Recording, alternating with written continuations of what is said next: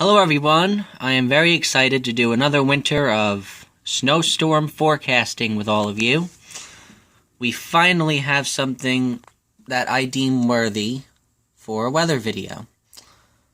Okay, so just going to go back here. We are currently looking at the GFS weather model, the Global Forecasting System. Generally what I do in my weather videos is I go over the weather models and I explain what I think is going to happen based on the models. And I often create, threat maps and accumulation maps when we get closer to the onset of a storm. Currently what we are looking at is the 500 millibar vorticity map. This is in the mid to upper atmosphere, and what this yellow, orange, and red stuff shows is generally it shows areas of upward motion. In other words, these are the disturbances that are existing in the atmosphere at this given time. And when you have all of this stuff consolidated together, we usually call that a trough. And the troughs, those are what give us our precipitation and form storms, etc., etc. So what you're looking at now, this is actually the piece of energy down here off the Carolina coast that was associated with the storm that brought the southern New England and the mid-Atlantic light snow today. And that will be moving to the north and east. Now I'm going to skip ahead quite a bit, but the thing that you should notice here is that whenever you have a very potent trough like this moving on through, it's going to bring cold air with it. So this system is going to bring us our coldest shot of air of the winter so far. So as I move along here, notice that we're just in a pattern where troughs are just continuously coming through and giving us shots of cold air. Okay? So now the cold air is in place. That's the first thing you need for a snowstorm, is the cold air to be in place. Now, we're at Wednesday morning. This is the first piece of energy that I want you to pay attention to. It's currently over the Midwestern United States on Wednesday morning. This piece of energy is the key to this weekend's snowstorm, whether or not it will happen. This is not the piece of energy that creates the storm. This piece of energy behind it, over the western United States entering the coast there, that is the piece of energy over here that will create the storm. Now what's going to happen is that as we move along, this first piece of energy is going to move to the north and east, and I'll show you that now as we move along. And see, it just kind of hangs around the northern Great Lakes and into New England here. It just hangs around, doesn't really go anywhere. So now here is the second piece of energy that I was talking about. And this area right here where you see that really potent area of red, that is where the storm is forming. So if you look here, you see we have an area of low pressure forming over northern Louisiana and southern Arkansas here. That is where the storm is forming due to this piece of energy. Now this first piece of energy that I was talking about is going to phase, in other words, come together with the second piece of energy that is forming the storm. And this will do one of two things. When these pieces of energy combine, this energy is going to translate south into the second piece of energy and work to strengthen the storm. And it's going to work to drag the storm farther to the north. Because if this piece of energy doesn't combine with this, then there's nothing that's dragging the storm up to the north and east. It would just keep going out to sea. So that's why, in my opinion, this first piece of energy is actually the key to whether or not New England gets this snowstorm.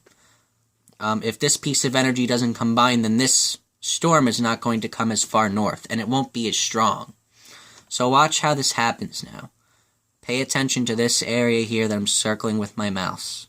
Up across Wisconsin, as you can see, the energy combines. It starts to come together. Now you can see all these areas of potent red showing up. That's because the energy is now consolidating and coming together. And it's really working to strengthen. So now we are Friday night. Your storm is going to be currently off the Delmarva coast, so let's go to the surface map and look at that. So going from Thursday morning to Friday night, watch what happens here. Oh, and the other thing to pay attention to, I'll zoom in a little bit, is that as this number, the 1004, which is the central pressure reading on the low pressure, as this number goes down, that's strengthening. And as I showed you, those two pieces of energy came together, so this is going to rapidly strengthen as it moves to the north and east. So this number will rapidly go down, so watch that. Friday morning, here we are. It's currently off the coast of North Carolina. You already have snow popping up here across Virginia, even western North Carolina towards the mountains here.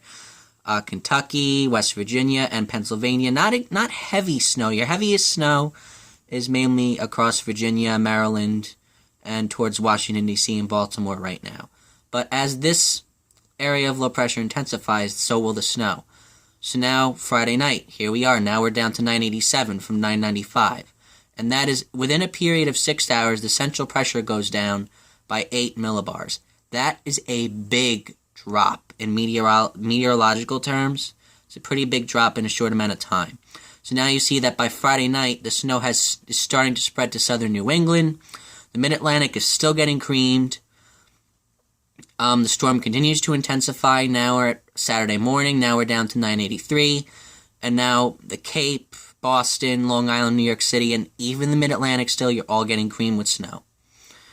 Now, eventually, this will depart. By Saturday night, there's still some remaining snow over southern New England and Long Island, and now it's mainly a snowstorm for central New England up here towards Massachusetts and southern Vermont and New Hampshire and the coast of Maine, and then it is gone by Sunday. So, this is the storm that we're looking at. That's the surface map, and this is the atmospheric dynamics that come at play here, so you could just see that this energy is really potent and strong. Okay, so that is that. That is the meteorology behind it. So now here's my threat map.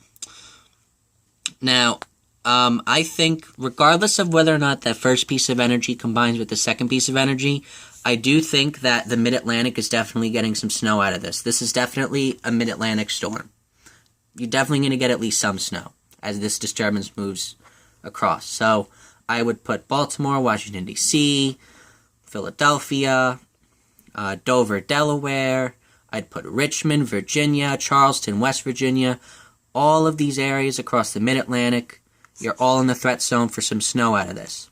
If the pieces of energy combine and the snowstorm does strengthen as much as the American model is showing, then it would come further north, and you get eastern, southeastern Pennsylvania, all of New Jersey, Long Island, New York City, southeastern New York, Poughkeepsie would be in that, Albany. I think you're a little too far north. You probably will get a couple of inches out of it if it does come this far north, but I think you stay out of the significant amount of snow. All of Connecticut, all of Rhode Island, Boston is in that threat, the Cape is in that threat, all of southern New Hampshire, and then the coast of Maine would also get creamed if this storm does come up farther north. Now again, we are several days out, so don't take this for granted that we are getting a snowstorm this weekend. As we know from past experiences, the models tend to change even up until the day of the storm.